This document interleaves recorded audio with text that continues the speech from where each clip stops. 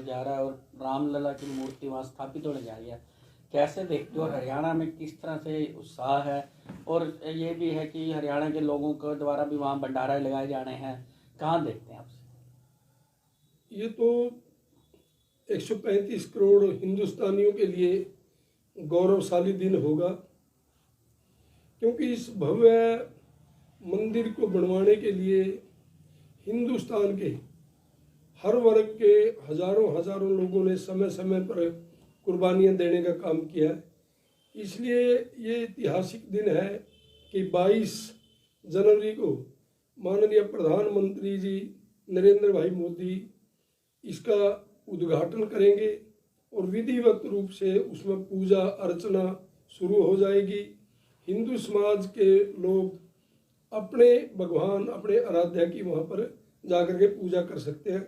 इसलिए सभी हिंदुस्तानियों के लिए ये एक ऐतिहासिक क्षण होगा, जिसका मेरा मानना है कि शब्दों में हम वर्णन नहीं कर सकते।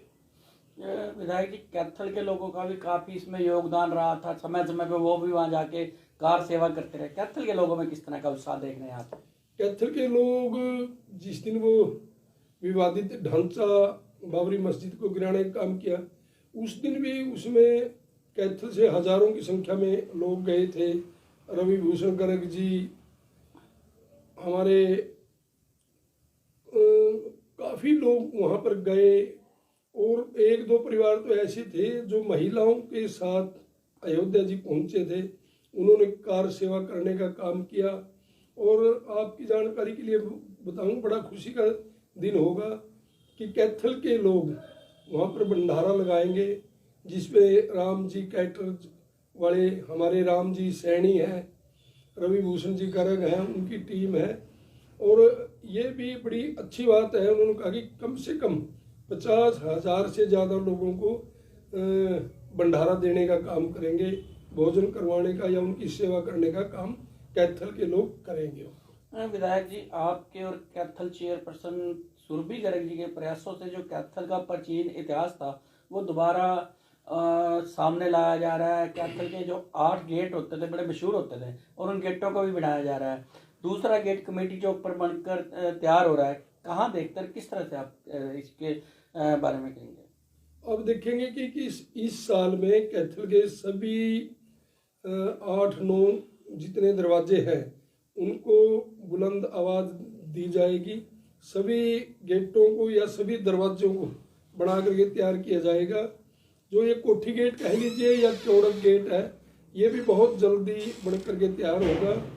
हमने मीटिंग करके हमारी चेयरपर्सन बेटी सुरभि गर्ग जी ने, मैंने, सभी पार्षद ने ये निर्णय लिया कि सभी के सभी गेटों को बनाया जाए।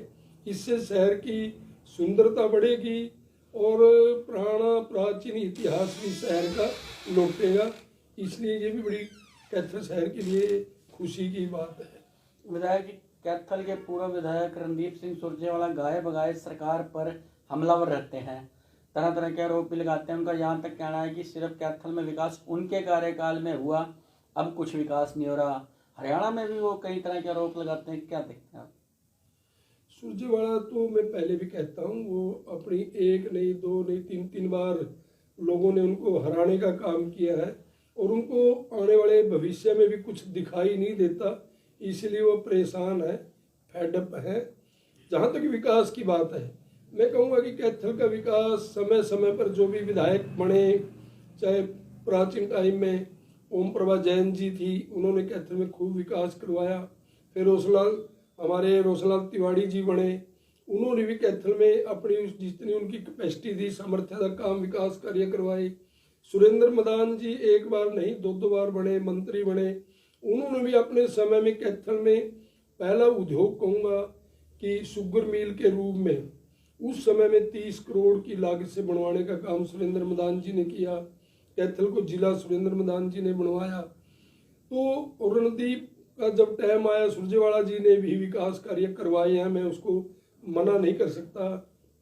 और मैं जब विधायक बना 2000 में, तब चौधरी ओम प्रकाश चौटाला के नेतृत्व में हजारों बच्चों को जहां रोजगार मिला, वहां पर बहुत विकास हुआ। विशेषकर एक गांव से दूसरे गांव को जोड़ने वाली 25-30 नई सड़कें हमने एक गांव से दूसरे गांव को जोड़ने वाली बनवाने का काम किया। अब इस सरकार के दौरान भी हमने कैथल जिले के लिए एक बहुत बड़ी सौगात है, 1000 करोड़ से ऊपर उसकी लागत आएगी। मेडिकल कॉलेज भगवान परशुराम जी के नाम पर कैथल में बनेगा, जिस पर युद्ध स्तर पर काम शुरू हो गया है। बहुत जल्दी बन करके साल, 1.5 साल, 2 साल में बन करके तैयार हो जाएगा। और जहाँ तक विकास की बात है, मैं दावे के साथ कहता हूँ, सुरजेवाला जी तो वो बात करते हैं, नाच न जाने आंगन टेढ़ा। मैं पहले भी कई बार कहा कि सुरजेवाला जी जब बने थे, हमें उम्मीद थी कैथल से अम्बाड़ा की सड़क बनेगी, परंतु 15 साल में नहीं बनी। ये तो बहुत बड़ा प्रोजेक्ट था। मैं जब 2000 में विधायक था, मैं उस समय सरकार से मांग करता था गुणा गांव से सांगण की सड़क, मानस गांव से अटेला की सड़क, मानस गांव से फरस माजरा की सड़क, मानस गांव से घड़ी की सड़क, कुलतारण गांव से उझाना की सड़क, जसवंती गांव से ढोर की सड़क, ये सारी की सारी सड़कें, दीवाल गांव से धुंधरेड़ी की सड़क, ये सारी की सारी सड़कें अब हमने इस सरकार के दौरान आदरणीय मनोहर लाल जी के नेतृत्व में बनी है। कैथल से क्योड़क तक 10 किलोमीटर की सड़क 4 लेन 18 करोड़ की लागत से हमने बनवाई है, आदरणीय मनोहर लाल जी ने बनवाई है। सारी सड़कें तो हमने बनाई है। रणदीप सुरजेवाला जी ने तो सिर्फ अम्बाड़ा रोड जो शहर के बीच में थी, करनाल रोड जो शहर के बीच में थी, कुरुक्षेत्र रोड जो शहर के बीच में थी, इनकी मिट्टी, इनका मटीरियल यहीं से खुदवाया, उसको उठाकर ये बाहर ले गया, फिर यहीं ले आकर के डाल दिया। सिर्फ पैसे खाने का काम किया, भ्रष्टाचार फैलाने का काम किया। आप इससे ज़्यादा कुछ नहीं। आप एक बात देख लियो, जो भी कोई प्रोजेक्ट कैथल शहर में थे, जैसे नया बस स्टैंड है, ये जब मैं पहले विधायक था 7.25 करोड़ की लागत से हमने बनवाया था। डाइट की बिल्डिंग कैथल में तब वो हमने बनवाई थी। 220 प्लस 440 केवी का पावर हाउस 125 करोड़ की लागत से जब मैं विधायक था तब बना था।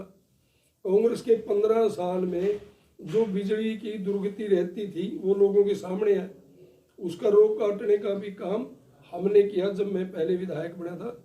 और अब भी एक एक बार में मुख्यमंत्री जी 25-25 करोड़ रुपए सड़कों के लिए देते हैं।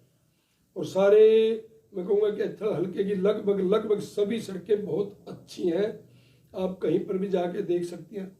ये छोटी छोटी कोई सड़क है टूट फूट जाती है, उसी को बार बार दिखाने का काम करते हैं, इस टाइप का प्रचार करने का काम करते हैं।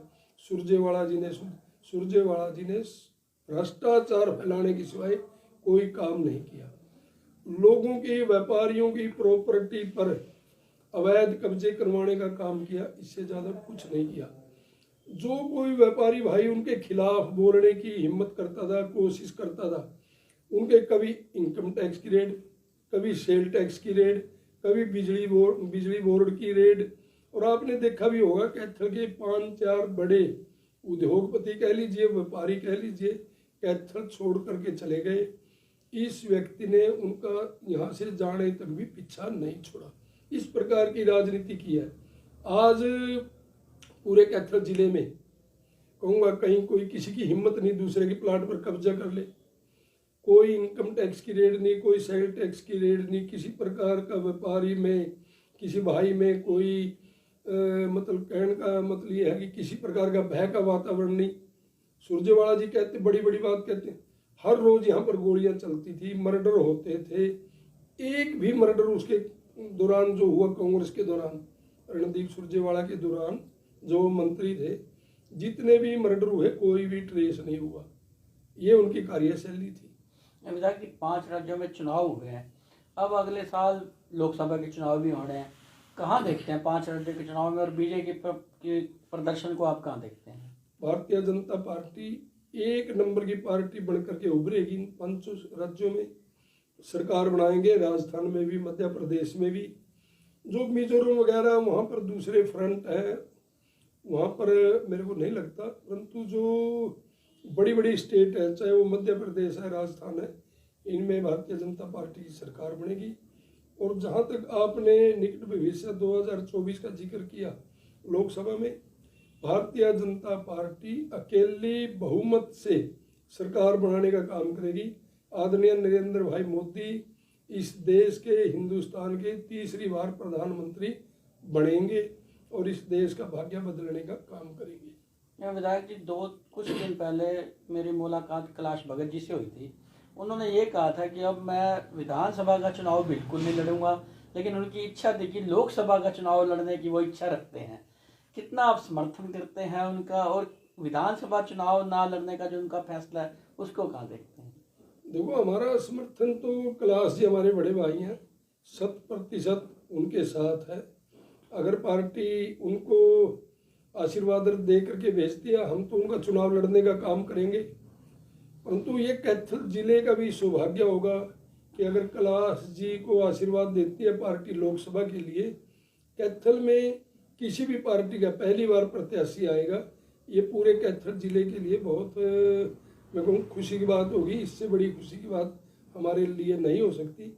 हम कैलाश के साथ हैं, उनका समर्थन करेंगे, यहाँ तक करेंगे नहीं, उनका चुनाव लड़ेंगे। विधायक जी, एक आखिरी सवाल। भारतीय जनता पार्टी ने प्रदेश में प्रदेश अध्यक्ष को बदलकर एक नया प्रैक्टिकल करने की कोशिश की है, इसकी क्यों जरूरत पड़ी और क्या वजह आप देखते हैं? देखो, संगठन में बदलाव तो समय समय पर होते रहते हैं और होते भी रहने चाहिए, क्योंकि संगठन फिर सुचारू रूप से चलता रहता है। नहीं तो संगठन अगर बदलाव नहीं करे ना, पंगु हो जाता है। उसको मेरा कहने का तात्पर्य एक तरह से जंग लग जाता है। परंतु जब हमारे सांसद छोटे भाई नायब सैनी जी को अध्यक्ष बनाया तो सभी लोगों में एक खुशी की लहर दौड़ी। और सच्चाई है, मैं राजनीति से ऊपर उठ करके कहता हूँ, मैंने उस दिन उनके स्वागत के भाषण में भी कहा था कि ये तो आदरणीय मनोहर लाल जी ने तुरंत का इक्का मार दिया। तीसरी बार मैं कहूँगा इसी बदलाव से तीसरी बार हरियाणा प्रदेश में अब भारतीय जनता पार्टी की सरकार बनेगी। ये इस प्रकार का बड़ा बदलाव साबित होगा। Thank you sir.